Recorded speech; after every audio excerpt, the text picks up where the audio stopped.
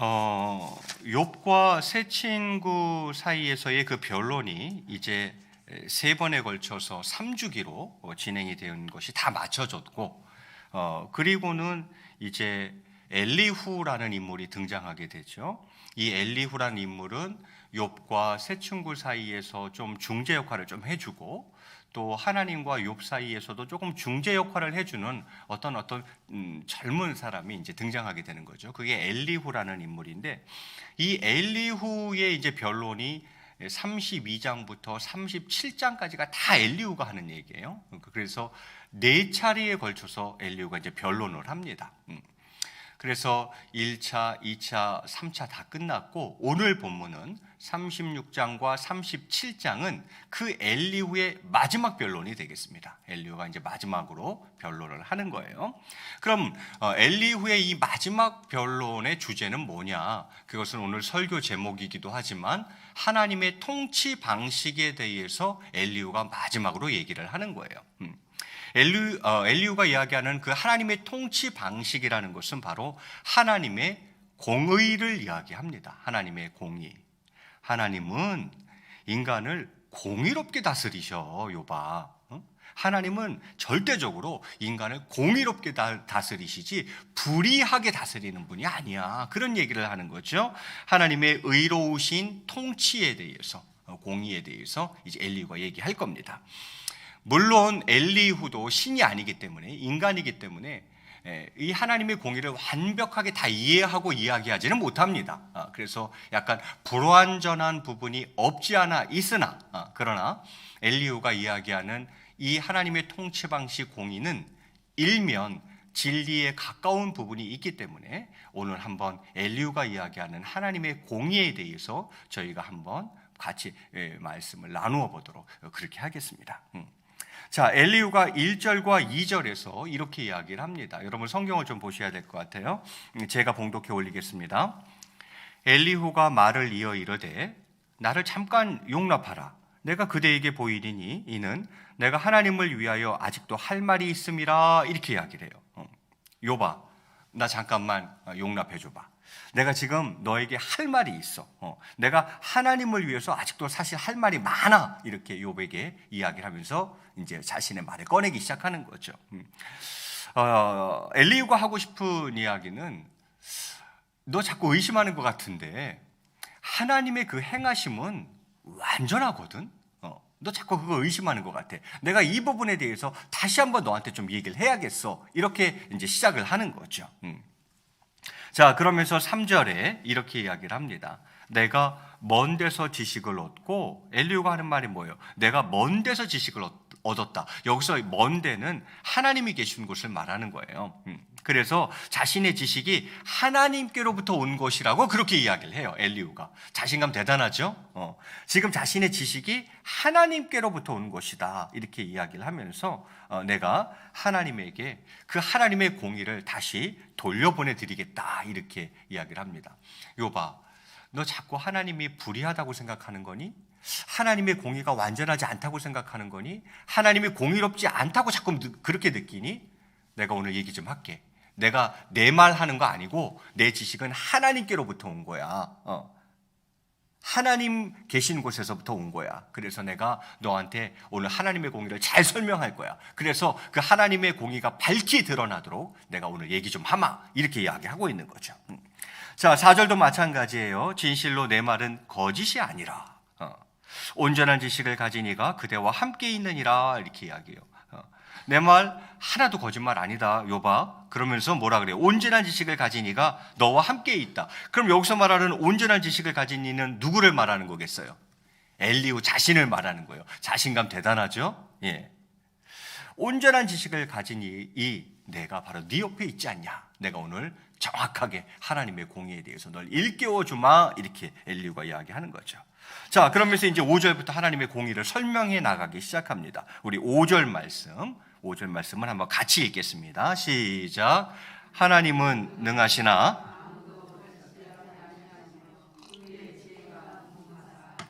아멘. 하나님은 능하시나 아무도 멸시하지 아니하시며. 엘리후가 왜 이런 이야기를 할까요? 하나님은 아무도 멸시하지 아니하시며. 왜 이런 얘기를 할까요? 욥이 하나님이 자꾸 자기를 멸시한다고 생각하고 있어요. 하나님께서 나에게 재앙을 주시고 하나님께서 나에게 이런 고난을 주시고 이건 결국 하나님이 나를 멸시하기 때문 아니냐, 이런 이야기를 이 앞에서 욥이 많이 했거든요. 그것을 엘리후가 사실은 세 친구와 욥이 막 논쟁할 때 엘리후가 옆에 다 있었거든요. 그래서 욥의 이야기, 세 친구의 이야기를 엘리후가 다 듣고 있었어요. 그래서 지금 이런 이야기를 꺼내고 있는 거예요. 욥아, 하나님이 자신을 멸시한다고 탄식했던 그 욥의 주장에 대해서 엘리후가 지금 반론을 제기하고 있는 거예요. 아니야 욥아, 하나님은 아무도 멸시하지 않아. 이렇게 엘리후가 이야기하는 거죠. 그러면서 6절에 하나님은 어떻게 하시나 잘 봐. 악인을 살려두지 아니하시며 고난받는 자에게 공의를 베푸시며, 이렇게 이야기를 합니다. 악인에 대해서는 하나님께서 반드시 심판하시지. 그러나 의인이야? 의인이 고난받고 있어? 하나님이 공의를 행하셔. 절대 욥아, 너를 하나님이 멸시하는 게 아니야, 이렇게 이야기를 하고 있는 것이죠. 그러면서 하나님이 의인을 어떻게 대하시는가? 7절에 보니까 그의 눈을 의인에게서 떼지 아니하시고 그를 왕들과 함께 왕자에 앉히사 영원토록 존귀하게 하신다, 이렇게 이야기를 하고 있어요. 자, 하나님은 공의하셔서 악인이야? 그거 하나님 나중에 그거 살려두지 않으실 걸. 악인은 하나님이 언젠가 나중에라도 반드시 살려두지 않으셔. 그러나 의인한테는 하나님이 어떻게 하냐면 하나님이 눈을 떼질 않으셔. 그 눈을 의인에게서 절대 떼지 아니하시고, 그리고 언젠가는 그를 왕들과 함께 왕좌에 앉히시고 영원토록 존귀하게 해주셔. 이렇게 하나님의 공의를 엘리후가 설명하고 있습니다. 맞죠? 지금 엘리후가 이야기를 잘 하고 있는 거죠.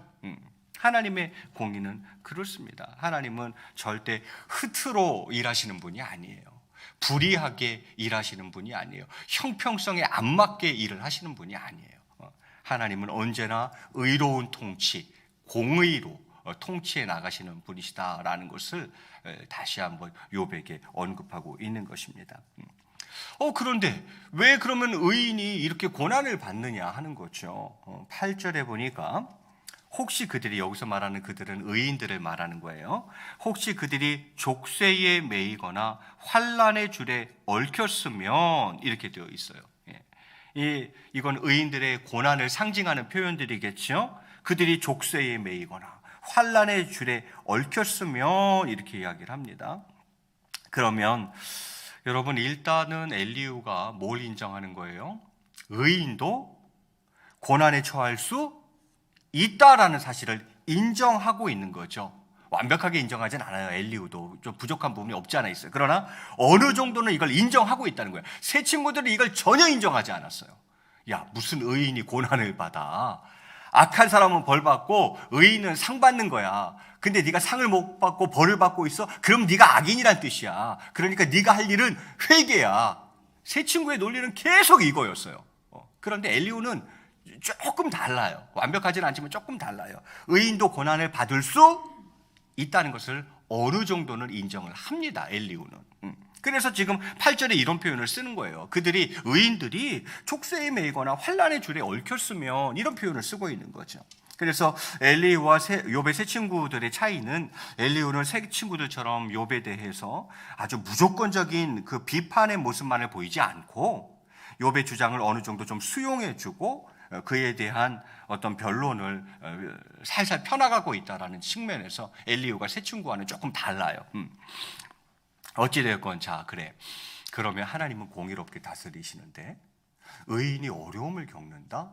그러면 하나님이 어떻게 해주시는가? 9절에 보니까 그들의 소행과 악행과 자신들의 교만한 행위를 알게 하시고, 10절에 그들의 귀를 열어 교훈을 듣게 하시며 명하여 죄악에서 돌이키게 하시나니 만일 그들이 순종하여 섬기면 형통한 날을 보내며 즐거운 해를 지낼 것이요, 이렇게 되어 있습니다. 그래서 혹 의인이 고난을 당할 수 있어. 그럴 때 거기엔 하나님의 뜻이 있어. 그 다 뜻이 있는 거야. 그래서 이 엘리후는 고난을 무조건 뭔가 잘못해가지고 당하는 것으로만 이해하지 않고 이것이 연단의 수단일 수 있다는, 하나님께서 연단시키기 위한 수단으로 사용될 수 있다는 것을 유일하게 인정하는 사람이 엘리후예요. 새 친구들은 그런 거 없었어요. 그런 거 전혀 없었어요. 그러나 엘리후는 의인 고난 받을 수 있어. 어느 정도 인정. 그럼 왜 의인에게 고난이 과연 있는 것일까? 그건 하나님께서 그를 연단시키기 위해서 허락하시는 것일 수도 있다라고 이야기하는 사람이 엘리후예요.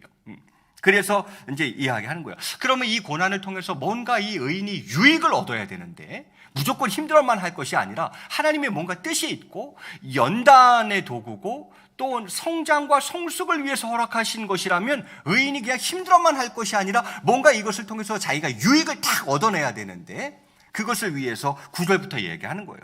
그들의 소행과 악행과 자신들의 교만한 행위를 알게 하시고 뭔가 이런 것들이 있다면 그 시간들을 통해서 좀 돌아보고 혹시 나에게 어떠한 잘못된 소행이 있지 않는가?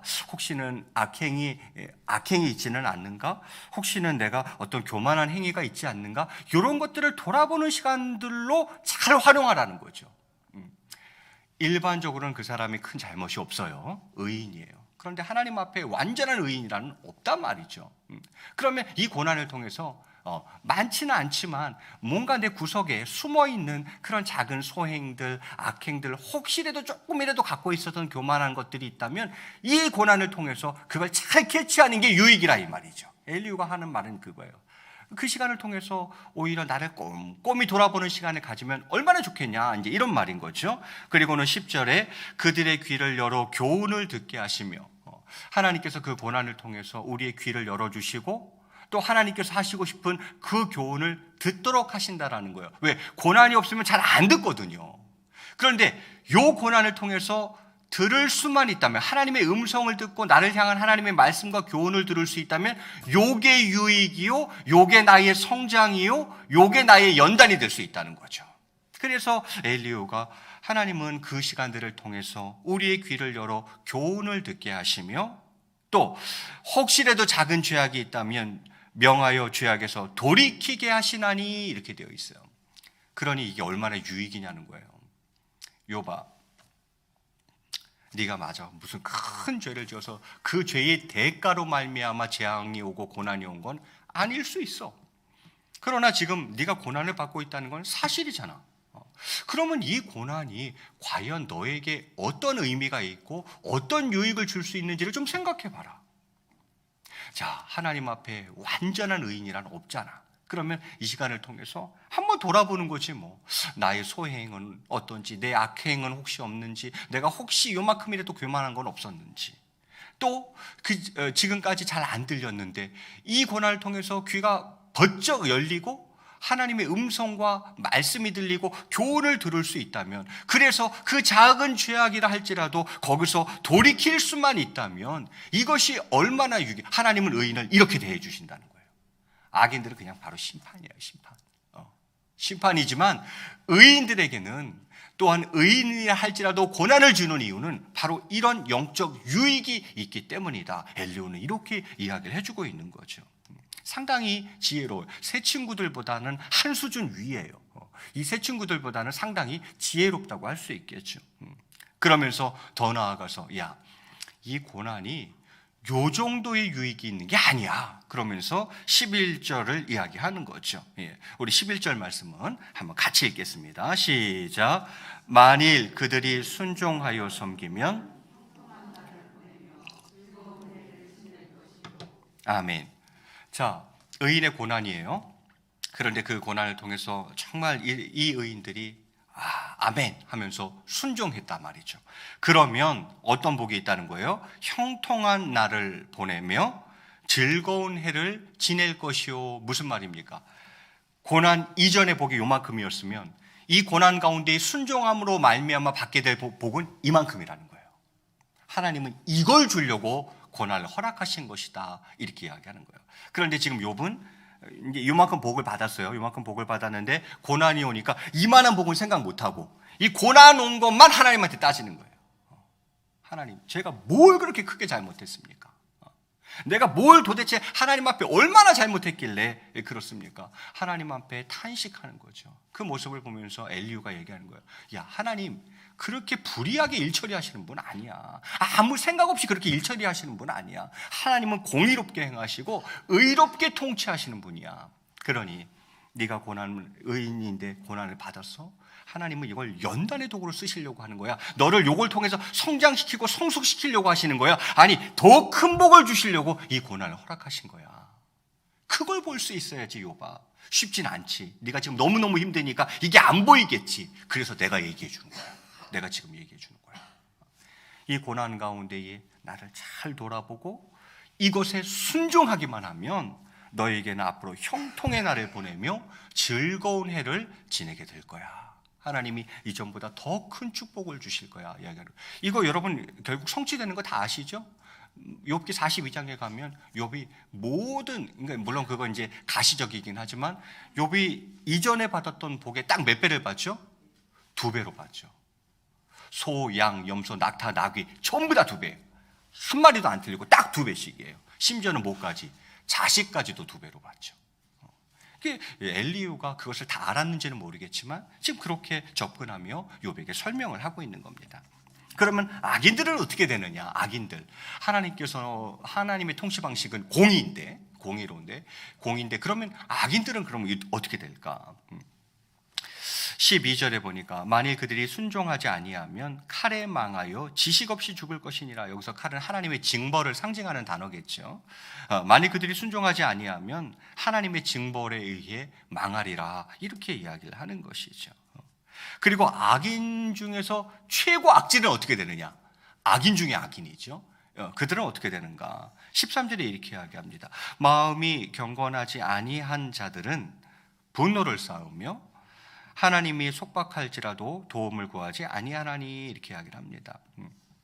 하나님이 잘못해서 징계를 하는데도 전혀, 이게 이제 속박이라는 단어가 그런 거죠. 하나님이 속박할지라도 도움을 구하지 아니하나니. 이렇게 되어 있어요. 뭔가 악인이에요. 그래서 하나님이 돌이키게 하려고 속박을 줘요. 징계를 내려요. 그런데도 하나님을 바라보지 않는 거죠. 하나님을 바라보지 않는 사람들이 실제로 있어요. 이건 진짜 악인 중에 악인인데 아주 패역한 사람이죠.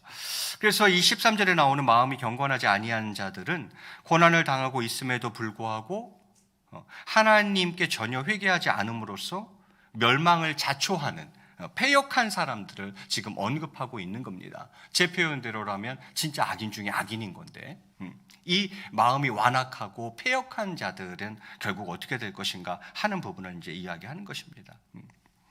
대체로는 고난을 당하게 되면, 의로운 사람들이 고난을 당하게 되면 나 자신을 한번 돌아보는 시간을 가지라는갑다. 하나님이 나를 연단시키고 싶어 하시고 부모는 늘 자녀가 성장하기를 원하기 때문에 하나님이 내가 성장하고 성숙하기를 원하시는가 보다. 내가 뭐 큰 걸 잘못해서가 그런 게 아니라 하나님이 나를 좀 더 세우시려고 그러시는가 보다. 이렇게 하고 그 고난에 순종함으로 나아가서 2배의 복을 받는데, 의인들은 그렇게 하는데 악인들은 하나님이 이제 심판하신단 말이죠. 그래도 돌이키려고 하나님께서 어떤 액션을 취하는데도 그것에 대해서 꿈쩍 안 하는 악인들이 있다는 거예요. 그러니까 악인 중에 악인이요 패역한 자들인데, 그들은 그렇게 고난을 당하고 있음에도 불구하고 전혀 회개할 생각이 없고, 그래서 하나님 그 징계를 통해서 그들이 다시 하나님을 바라보도록 하는데, 하나님은 목적이 있는데 끝까지 하나님을 안 바라보는 사람들이 있어요. 그것은 결국 멸망을 자초하는 패역한 사람들이라 할 수 있겠죠. 그러면 이제 그들은 뭐예요? 이제 방법이 없는 거야. 이제 그런 사람들은 이제 더 이상 어떻게 해줄 수가 없는 거죠. 그래서 이제 14절에 이야기하는 것입니다. 14절 말씀에 그들의 몸은 젊어서 죽으며 그들의 생명은 남창과 함께 있도다. 남창이 뭔지는 여러분 아실 거예요. 그러니까 남자 창녀 뭐 그런 거겠죠. 이 대표적인 패역한 자들을 이야기하는 거죠. 이것은 그 당시에 이제 우상 숭배와 관련되어 있거든요. 그 당시 이방 신전, 우상 숭배에 있어서는 이러한 행위들이 신전 앞에서 행해졌거든요. 그래서 이 남창이라는 것은 아주 패역한 자들의 대표격이 이 남창이라고 할 수 있겠죠. 자, 그 사람들은 결국 어떻게 되는가? 그들의 최후는 어떻게 되는가? 그들의 몸은 젊어서 죽으며 그들의 생명은 남창과 함께 있도다 이렇게 이야기하면서 남창이 패역함으로 멸망하듯이 그들도 멸망밖에는 없다 이렇게 성경이 이야기하는 것이죠. 그러면서 이제 끝으로 이야기합니다. 끝으로는 자, 욥아, 의인의 고난을 다시 한번 정리하며 얘기한다. 그러면서 이제 12절로 마무리하는 거예요. 자, 오늘 마지막 말씀 15절 말씀 우리 한번 같이 읽겠습니다. 시작. 하나님은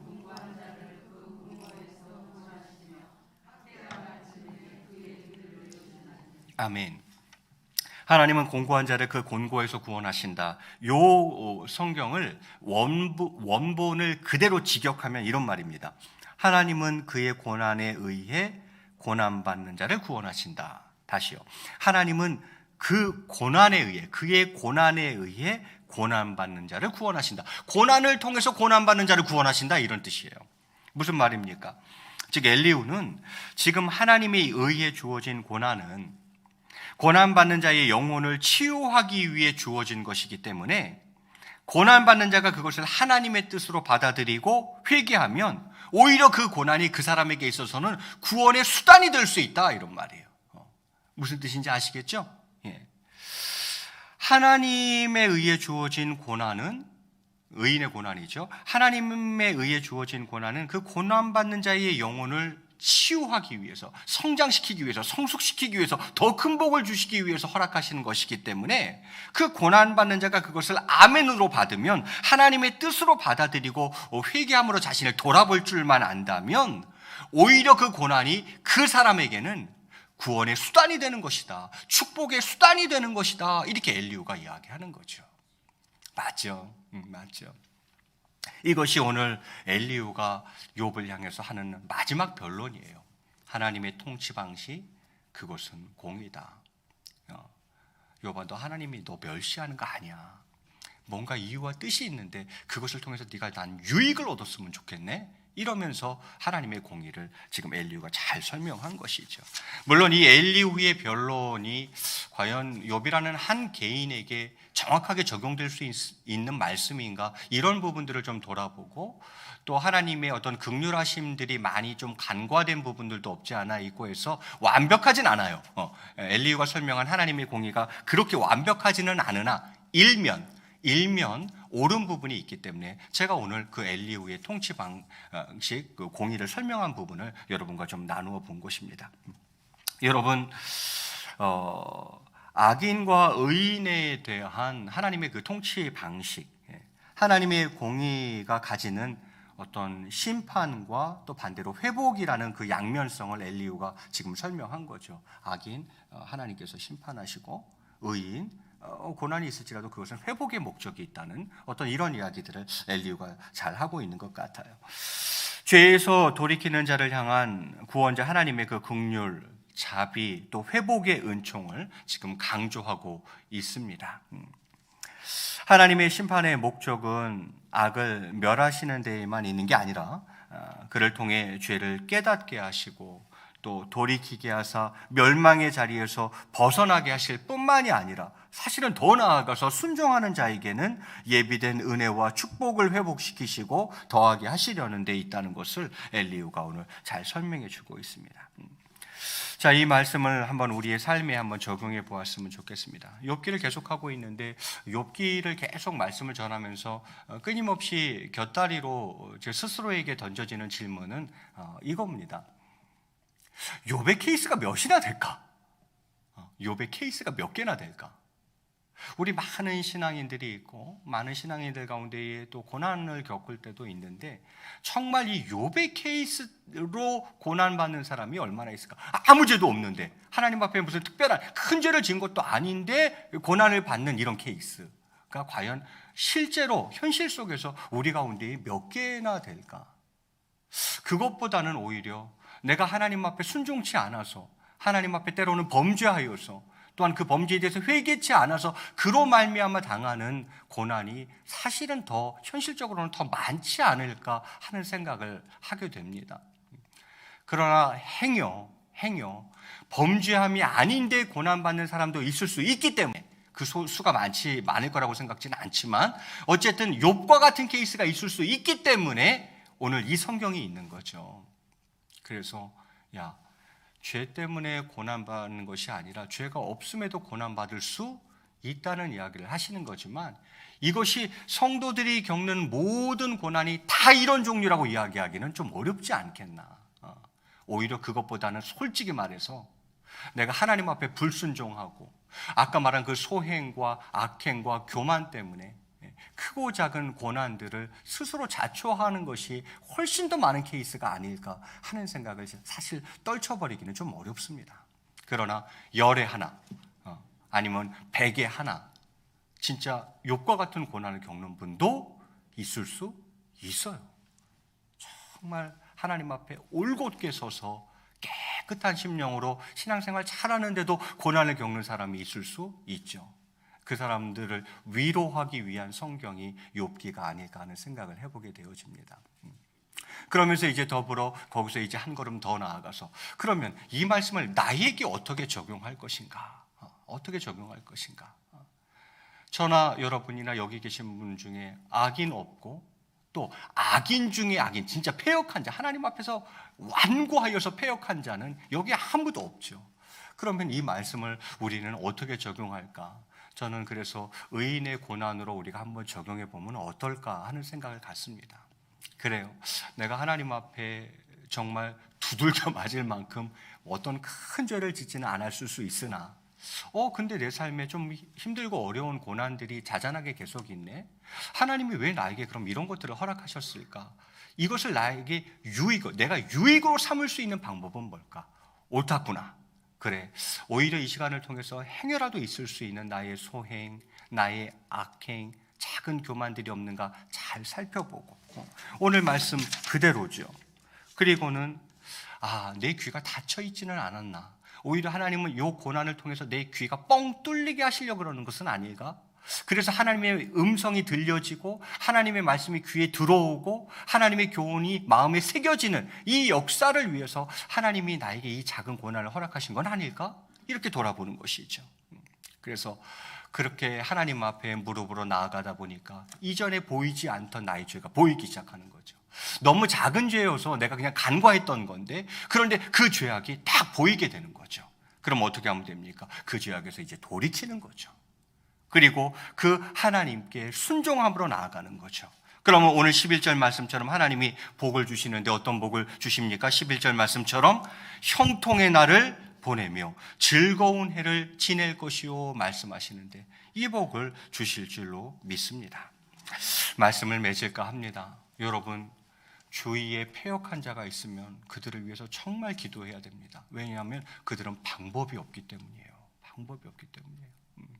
그래서 정말 그 마음이 패역하고 완고한 사람들을 위해서 많이 기도해 주셔야 돼요. 그들이 정말 깨닫고 정말 돌이키는, 회개하며 돌이키는 강력한 역사가 있게 해달라고 여러분이 그들을 위해서 중보하시고 또 나 자신을 위해서 기도할 때에는 행여라도 나의 작은 죄악이 어디 구석에 숨어 있지는 않는가 잘 돌아보고 하나님이 그것을 깨닫게 해주셨을 때에 아멘하고 순종함으로 나아가서 요만한 복이 아니라 고난 이후에 또 그 고난의 순종함으로 얻어질 이 큰 복을 바라보고 그 고난을 유익으로 삼을 수 있는 저와 여러분의 삶이 다 되실 수 있기를 주의 이름으로 간절히 축원드리겠습니다. 기도하겠습니다.